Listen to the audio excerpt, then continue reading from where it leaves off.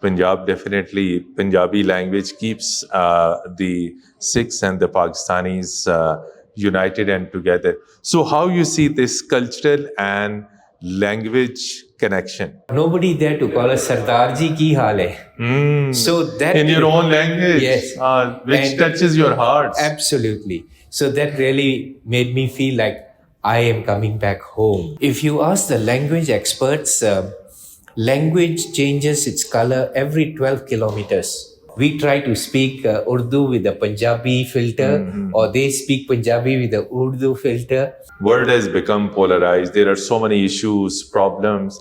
How Sikhs and Muslims together can promote message of love, peace, and harmony in the world. Punjabis, Sikhs, and Pakistanis, they will come together. They will come together. Yes. These kind of conferences that we had, this symposium that we had, are the best opportunity for us to actually bring out the message of peace. What about the younger generation from the Sikh community? What are their feelings? Modernity is how you think. Whether you are intuitive in thinking, innovative in thinking, that's modernity.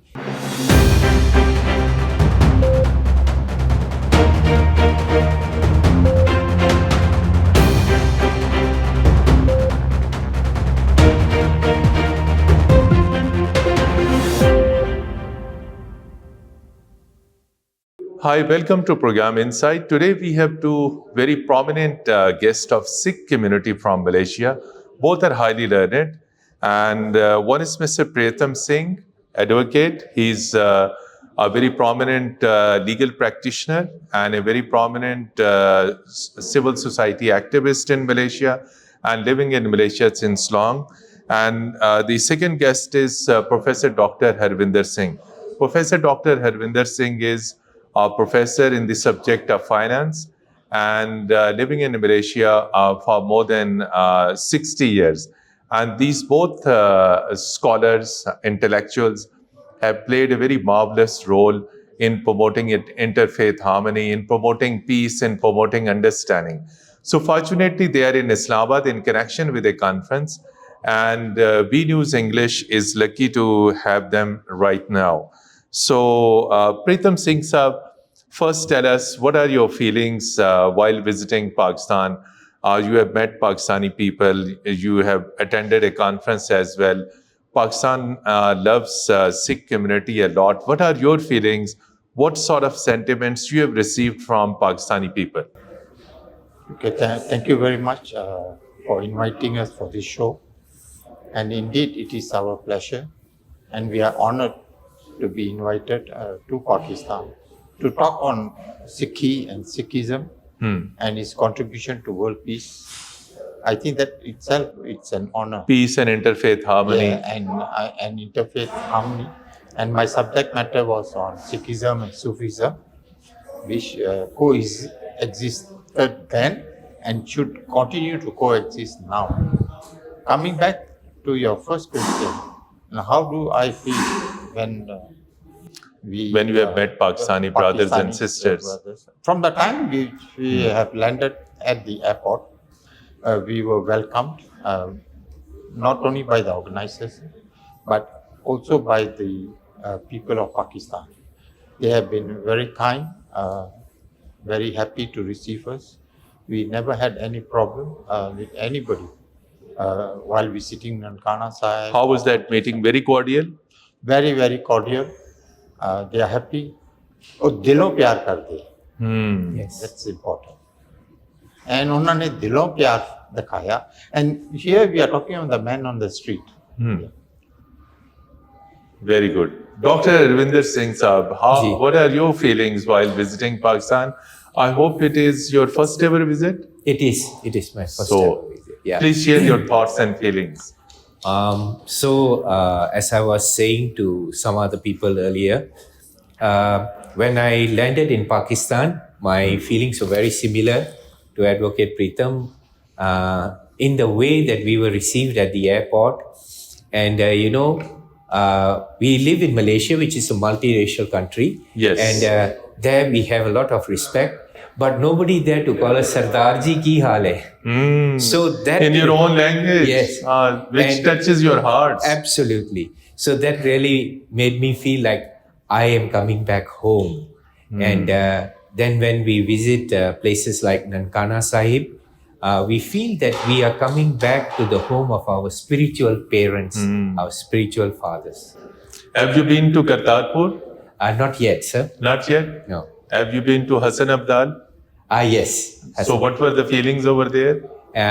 I think we have always heard of the stories of Hassan Abdal from many different people, from our parents, from our teachers, and also from the preachers who come.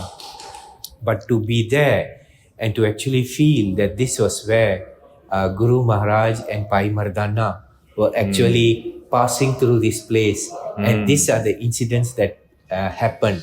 Now that we have been there and we have touched the rock ourselves Wow. and taken pictures of it, That's great. when I tell the story to my grandchildren, it will have a different effect altogether. Wonderful, really. And So, what about Pakistani hospitality, food, common man in the street? Yes. How you found them? I have some friends and colleagues in Lahore. Professor Atif and Professor Rizwana, their husband and wife. So they took us to a restaurant called Salt and Pepper. Salt and pepper in Lahore. Hanji, the Punjabi village kind of restaurant. Ji. And it was an amazing experience because there was great food. And when we went there, the chefs would come and ask me, where are you from? What would you like? And they would take individual interest to explain to me the dishes. Not only that, there was a group of the guests, other guests at the restaurant, and they also asked me. So I told them. They were so happy that I was visiting Pakistan for the first time. After we finished our meal, I just looked at them to wave. They actually got up and came and hugged me. Wonderful. Never happened to me before. Yeah. So, we'll definitely interact you So more. I know we are home. Yes, you are in home. Advocate Preetham Saab, people of Pakistan and the Sikh community, as Professor Saab has said, they love each other so much. But what is especially the Sikhs around the world, the way they love Pakistan, the way they are welcomed in Pakistan, what is story behind these sentiments? Generally, I'll speak on behalf of Malaysia. Malaysian Sikhs do not have a problem coming to Pakistan. They have no problem. No exactly. problem because visa is so easily available. And this is my 5th visit. This is your fifth visit and his first ever. Yes. Yeah. So, And I always enjoyed coming to Pakistan because it's like a second home to us. Because it's Baba Nanak's home.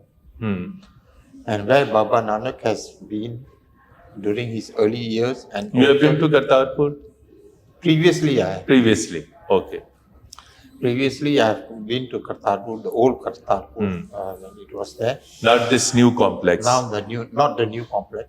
And I hope to go there tomorrow or day after to see for myself. But the important thing is the man on the street, the individual person, we never had any problem whatsoever. And I would say this is the only place on earth. Pakistan is the only country place on the earth. where Sikhs are given such a high regard. Yes. As compared Great. to any other country in the world, I've been to Australia, America, I've been to Europe, London. I don't think we get that Sardarji treatment that Wow. we get in Yes. Pakistan. Pakistan, dilon chaunde, dilon pyar karte. And we are talking about the Aam Janta. I mean, how you see, Professor, especially since you are a scholar as well, this linkage of culture and language, how it brings Sikhs and Pakistanis together. Wherever you go, either to KP, either to Balochistan or to Sindh or the Punjab. Punjab definitely, Punjabi language keeps the Sikhs and the Pakistanis united and together. So how you see this cultural and language connection? If you ask the language experts, language changes its color every 12 kilometers. Every 12 kilometers. Every 12 kilometers, the language changes its color. So the beauty of meeting our Pakistani brothers and sisters from the different regions is how they articulate certain words. And I feel that it's like very musical when they speak Urdu.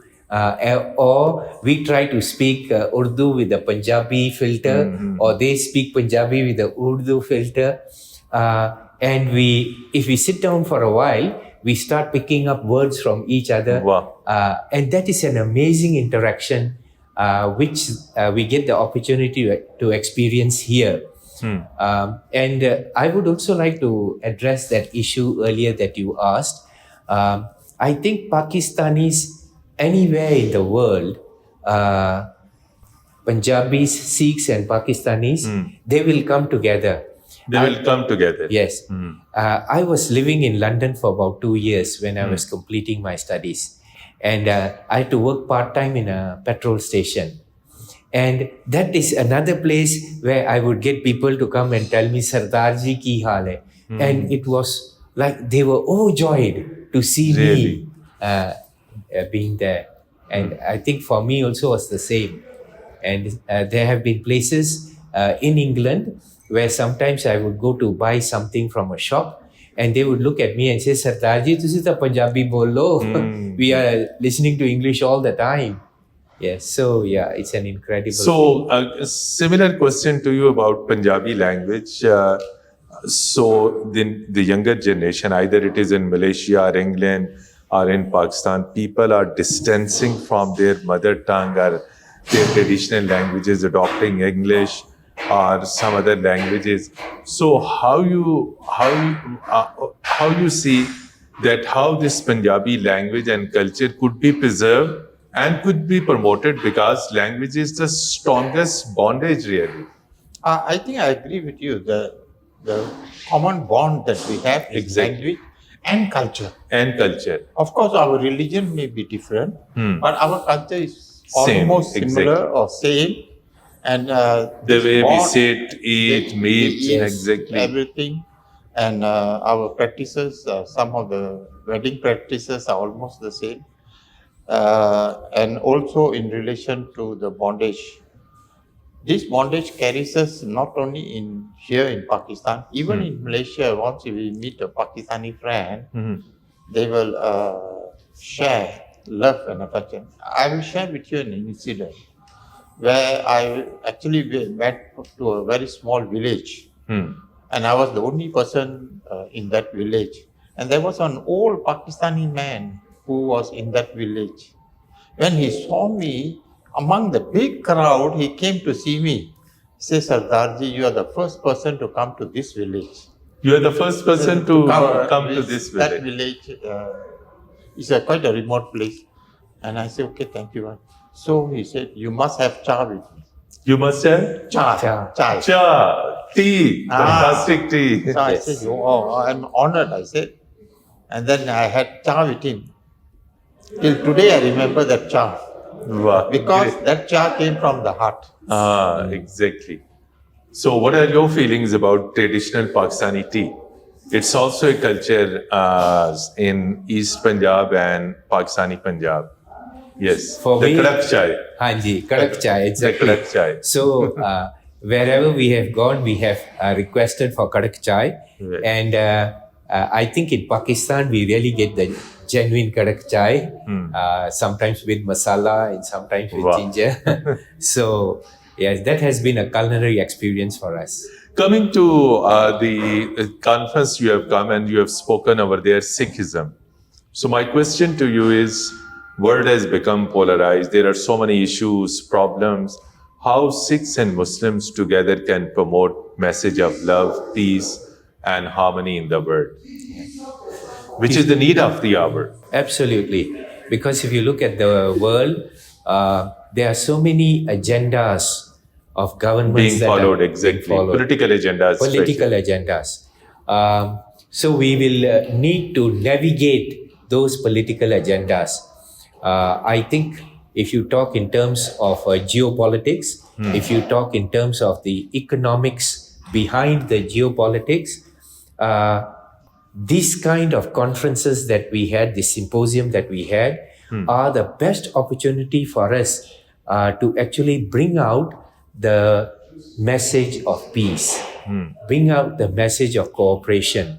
Whether it will reach the ears of the decision makers or not depends on media channels like yours. And I think this is a great service that you are doing to actually take the message of the symposium, and you have the power in your hands to let it be available to whoever is willing to listen. I think we need to also then plan a narrative which will be okay for the political masters. And I believe this is a human thing. I would be agreeable with anything as long as it also benefits me.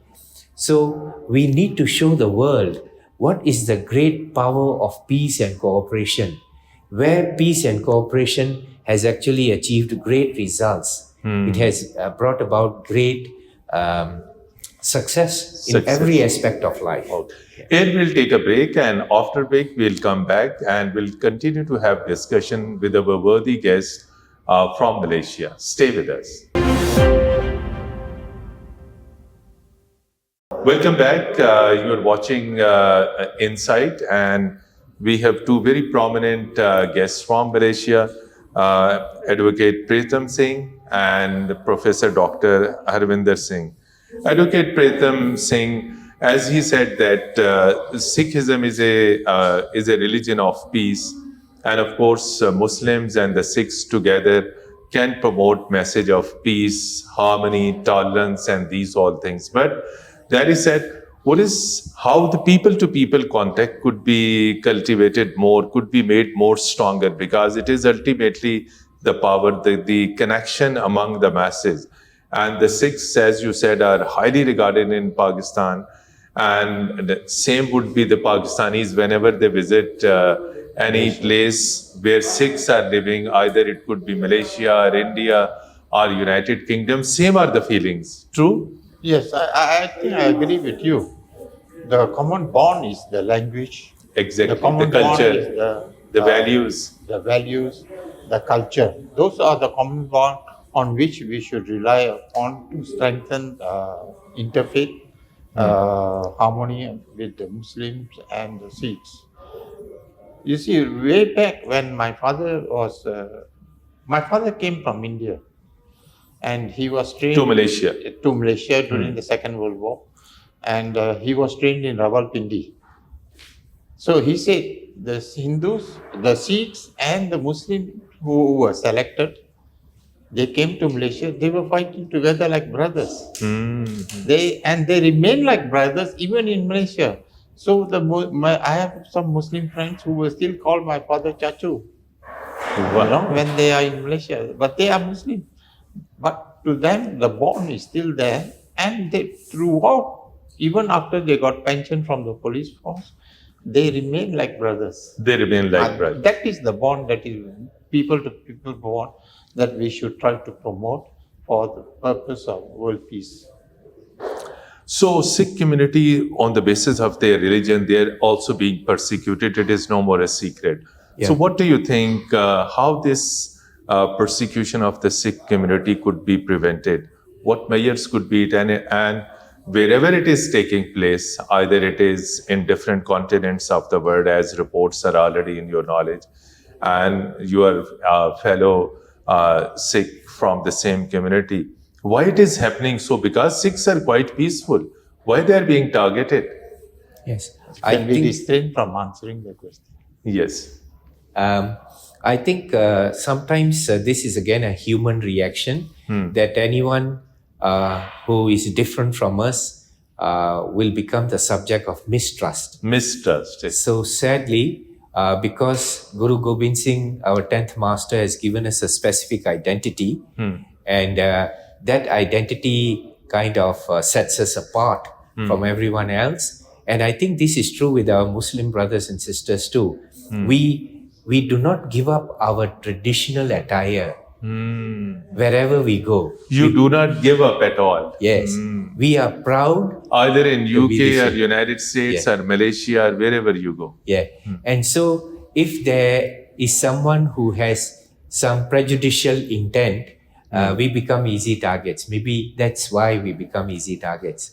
But slowly but surely, those who are in these nations, whether it is America or Canada or Europe or Malaysia, what we need is our people are very simple people, happy-go-lucky people.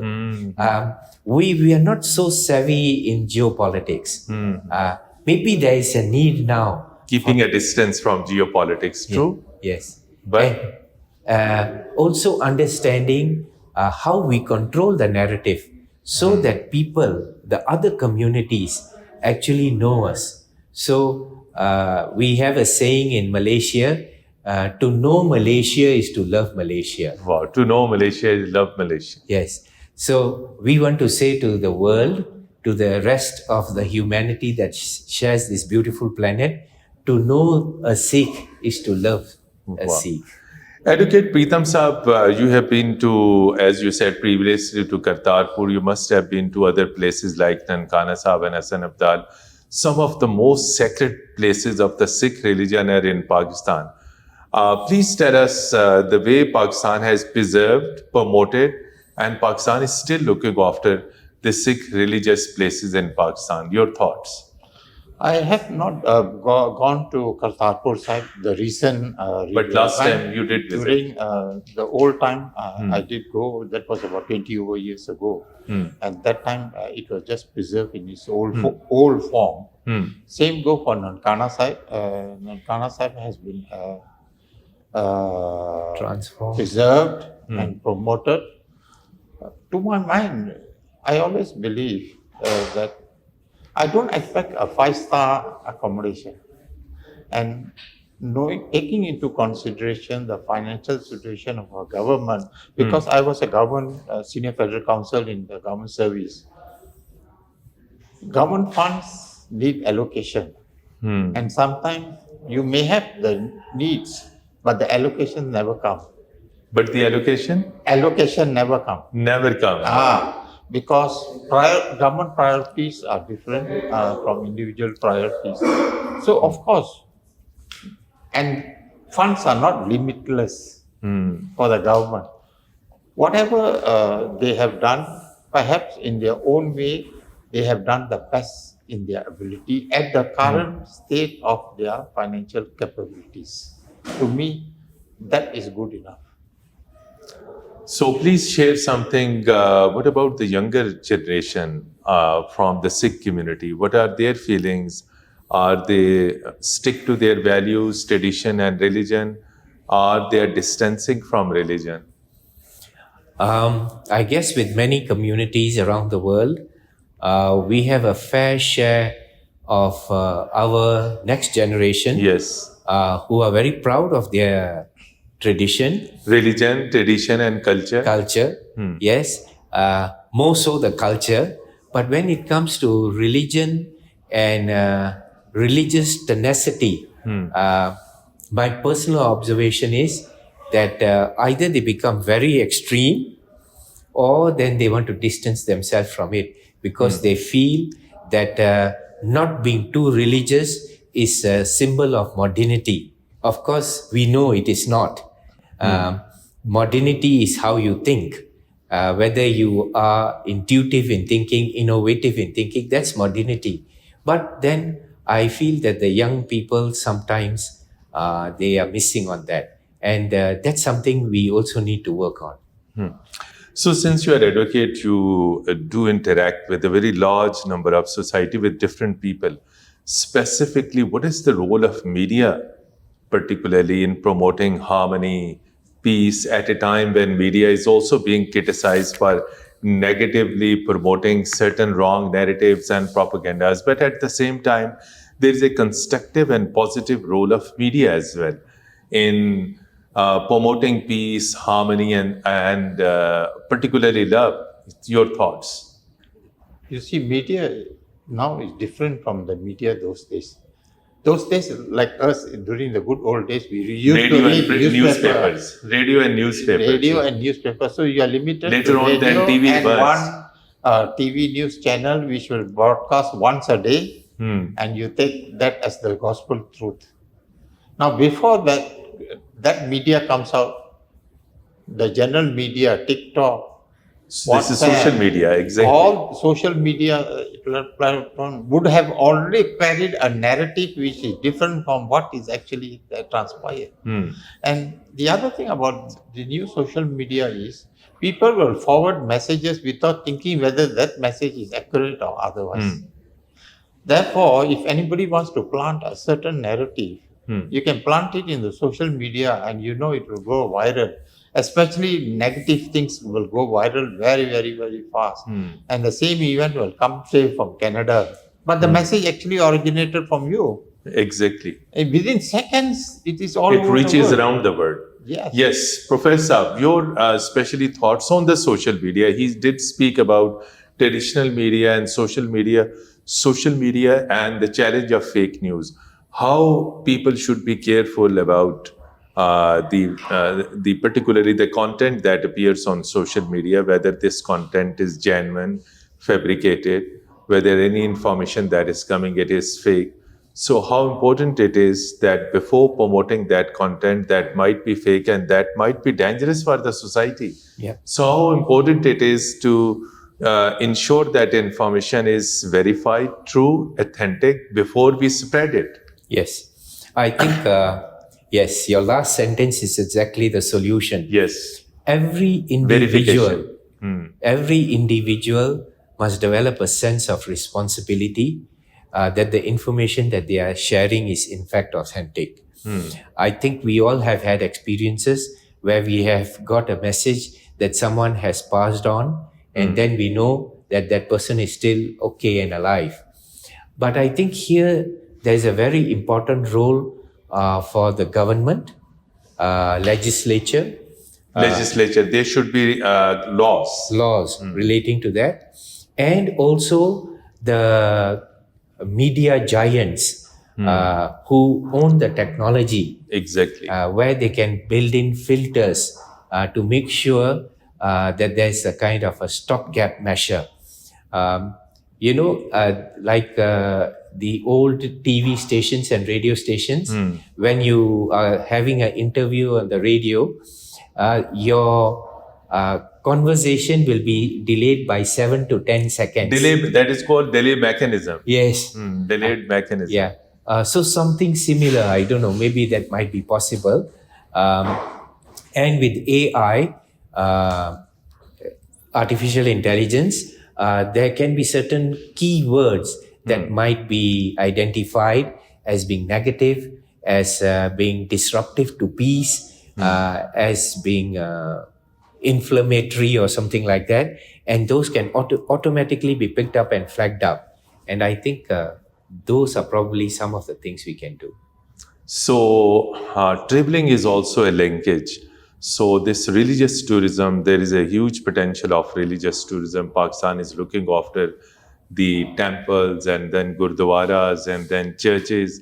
So how you see Pakistan's different type of religions and faiths, and Pakistan also hosts every year hundreds of thousands of Sikhs as well, Hindus as well, monks as well from Far East Asia.